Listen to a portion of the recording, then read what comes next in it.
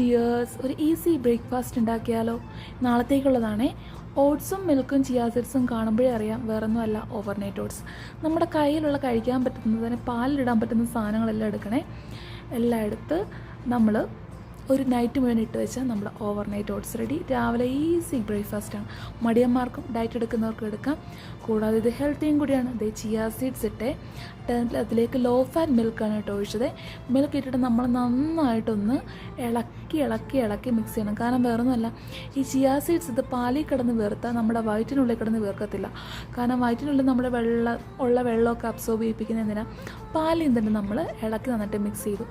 3 teaspoon ഞാൻ oats ഇട്ടേ. Table spoon ആണെങ്കിൽ 2 ടേബിൾ സ്പൂണൊക്കെ മതി. നന്നായിട്ട് അത് ഇളക്കി മിക്സ് ചെയ്യണം. പിന്നെ അതേ വാൾനട്ട് ഇട്ടു, ആൽമണ്ട് ഇട്ടു, പിസ്ത ഇട്ടു, ഇതേ പംകിൻ സീഡ് ഉണ്ടായിരുന്നു അതിട്ടു.